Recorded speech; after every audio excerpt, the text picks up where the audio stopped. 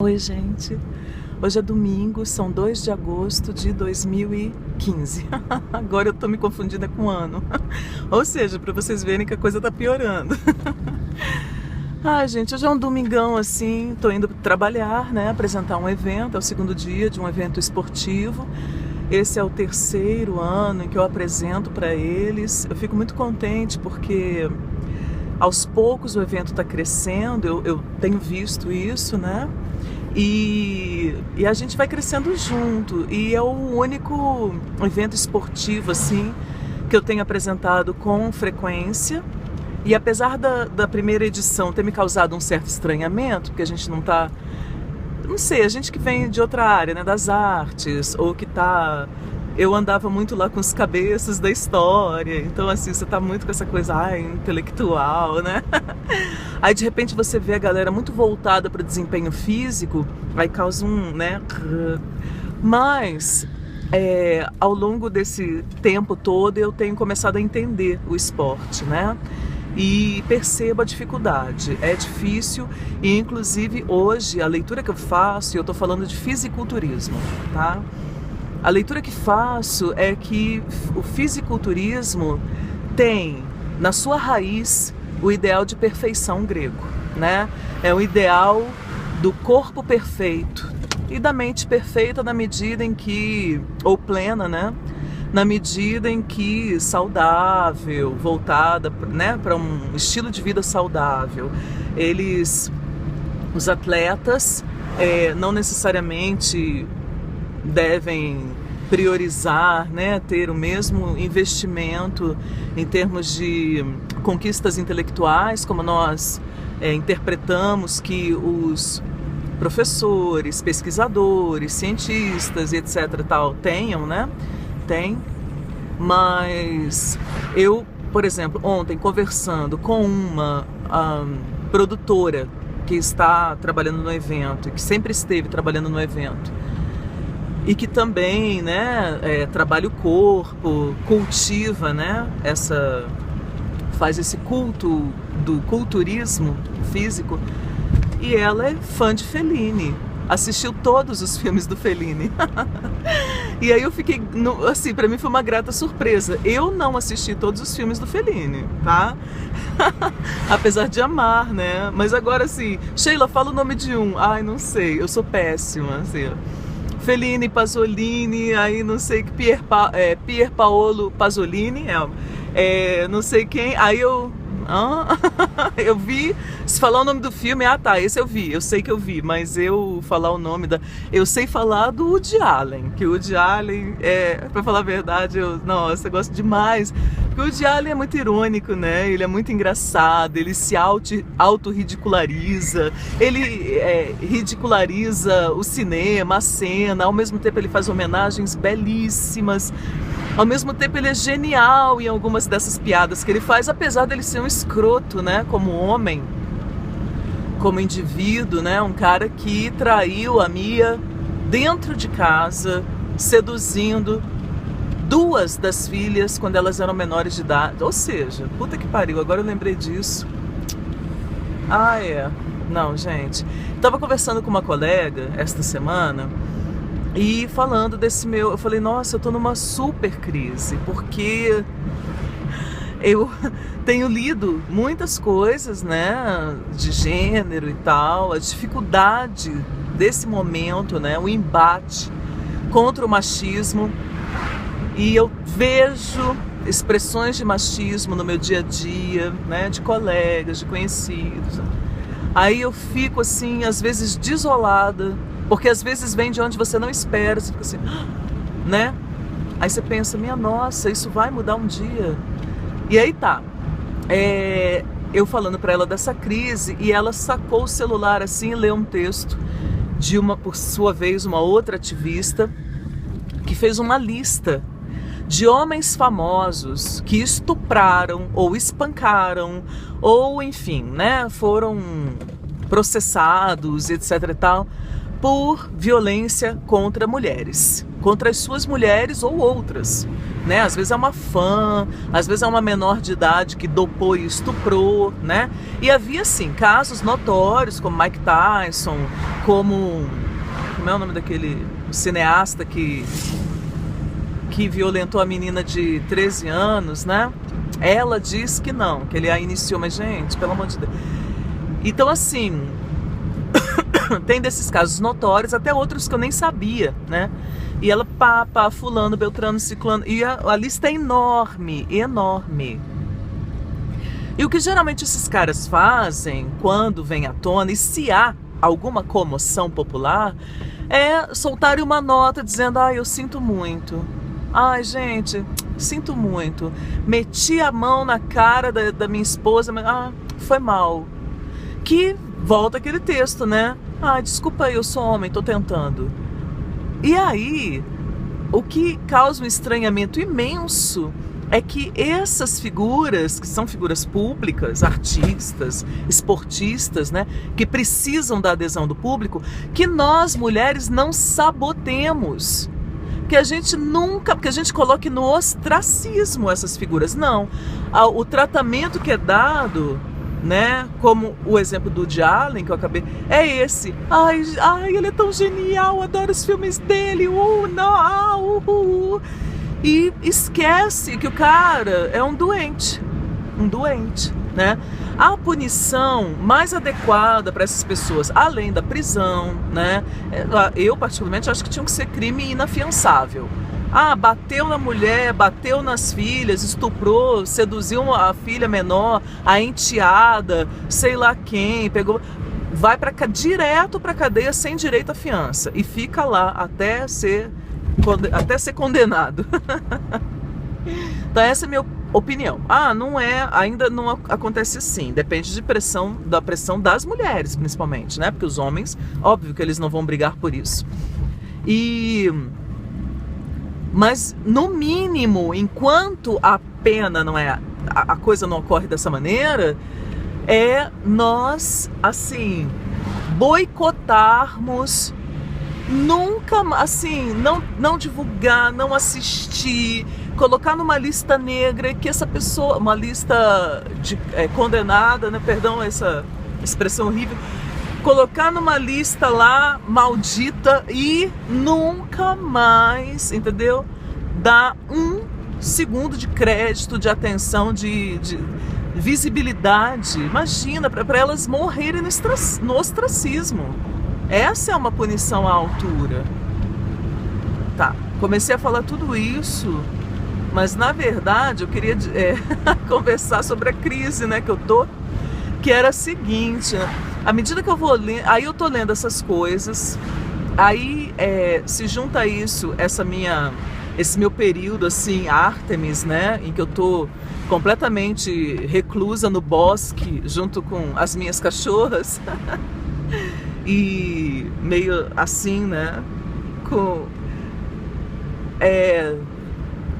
revendo, né, como lidar com esse outro. Como lidar com esse outro? Nossa, gente, olha, a sensação que tenho, e aí eu tava conversando com isso por quê? Porque fui pra terapia com aquela crise da militância, lembra? Aí eu, sofrendo assim, tentando entender, esmiuçando, cavando mesmo um garimpo, né? Uma arqueologia ali daquela coisa. E no meio da militância, seja no meio cultural, seja no partido, seja no movimento estudantil, seja na PQP, o machismo é imenso, é imenso. Gente, para vocês terem uma ideia, quando eu estava no movimento estudantil, na graduação, primeiro, eu não era afiliada a nenhum partido, então eu era independente. Aí isso contava pontos a meu favor, porque eu tinha mais credibilidade, uma vez que eu era independente. Então isso agradava tanto a galera do PSTU, quanto a do PT, quanto a, de todo mundo, né? Tá. E eu me dava bem ali com todo mundo e ponderava, né, com isenção as propostas, as questões. Mas passou um tempo, uns meses, gente, a galera não aguentou e começou um movimento. Eles tinham que arranjar um namorado para mim, porque onde já se viu uma mulher lá no meio, dando pitaco, né? E assim, do jeito que eu sou, assertiva, né? E tal, e bem articulada, porque eu falo bem, né? As que me odeiam e os que me odeiam, só lamento. Mas eu falo bem e escrevo tão bem quanto. E aí, então assim, essas coisas todas ali e tal. Mas eu sei, gente, que olha, eu acho até que nem pode até não ter sido algo voluntário, pensado, planejado, não sei o quê, mas as pessoas começaram, sabe? Porque é mais forte do que elas. Chegou uma hora, começaram uma movimentação assim e tal, de arranjar um namorado pra mim. Aí eu até brincava, chegou uma hora que eu comecei a ironizar, né? Eu chegava e falava, e aí, já escolheram um namorado pra mim? Aí o pessoal, aquela coisa, né? E aí eu até namorei um cara mesmo, mas eu não sei se foi um pouco depois, ou se eu já aproveitei também ali o movimento. Falei assim, já que vocês estão aí botando na roda pra eu escolher... Não, brincadeira, isso não rolou não. Um tempo depois eu namorei um cara que por acaso era do PSTU, mas durou pouco, porque eu não dava conta, né? E ele era... Olha só que incrível, né? Ele era mais yin do que eu era mais yang. E ele tinha várias características que eu adorava, assim. Eu me arrependo, devia ter ficado namorando com ele assim um tempo, não ter deixado a política impregnar tanto, sabe? Na verdade ficou parecendo que era uma ligação política e não uma... Enfim, aí a gente ficou pouquíssimo tempo junto. Mas, então esse é um exemplo, quer dizer, se eu quisesse ficar todo o tempo da minha graduação, 4 anos lá no movimento estudantil, como, né, ativista, militante e tal, solteira, falando de uma maneira independente, né, sem ter um namorado para me controlar, segura a Sheila aí, não, sem ter essa figura, não ia dar, não ia, né? Esse é um exemplo, tá? E hoje em dia também ainda acontece muito essa coisa. Você é mulher, nossa, mas de todas as maneiras, às vezes as mais inesperadas. Você assim, chega e fica, sabe, não tô acreditando. Aí tá. Então, diante de todas essas coisas juntas, eu tenho percebido que a minha não é nem relação com os homens, porque a que existe hoje é só de amizades, né, de coleguismo, tal, não tem. Mas eu tô com medo porque ao mesmo tempo, talvez seja passageiro, mas eu tô criando uma resistência e um asco, né, cada vez maior por causa do machismo. E que eu até lá na terapia comentei, falei, as mulheres machistas se dão muito bem em alguns ambientes, porque elas puxam o saco dos caras, puxam o saco descaradamente, assim, eu sinto vergonha alheia, falo, nossa gente, fico assim. E mulheres como eu, que não puxa o saco, que fica lá e tal, mas na hora que tem que criticar, critica, na hora que tem que falar algo que é desagradar, fala, entendeu? Que não fico tentando né, sou sua amiga, não. Mulheres como eu são tidas como petulantes e nós acabamos sendo, de uma maneira ou de outra, punidas. É assim que eu me sinto. E aí eu fico vendo, eu preciso reelaborar, mas cheguei à conclusão também que a minha relação com o masculino sempre foi difícil, porque ela começa a relação com o pai, aí tem a minha relação, meu ânimos, minha ânima, porque eu sou uma mulher yang, né?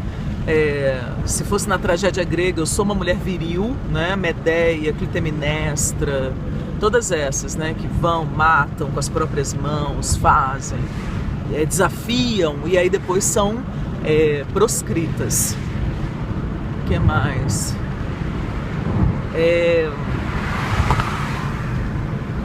Então, eu sou essa... Aí tem a relação com o pai, a relação com o meu próprio, né, lado masculino, que sempre foi meio assim, acho que talvez por causa da relação com o pai, eu fique meio confusa. A relação com os homens, quer dizer, mesmo as experiências amorosas. Então, a primeira que eu já contei foi maravilhosa, foi perfeita, talvez tivesse durado muitos e muitos anos e acabado naturalmente. Mas depois, como houve uma ruptura traumática e violenta, né, insensível, eu, depois disso,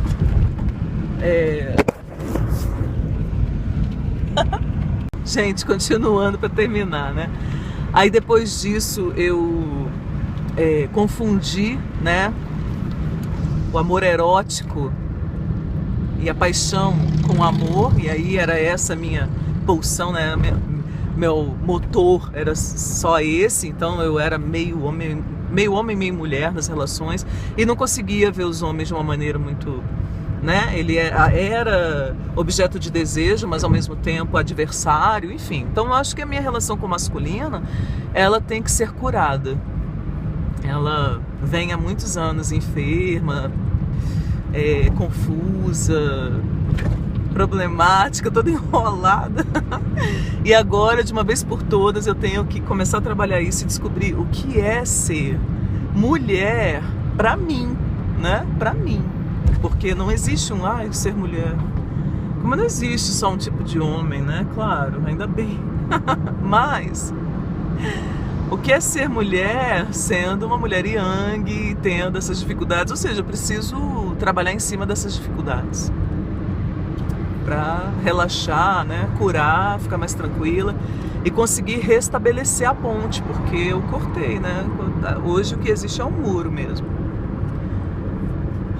Então, gente, olha, a gente continua, porque eu acho que já tá longo e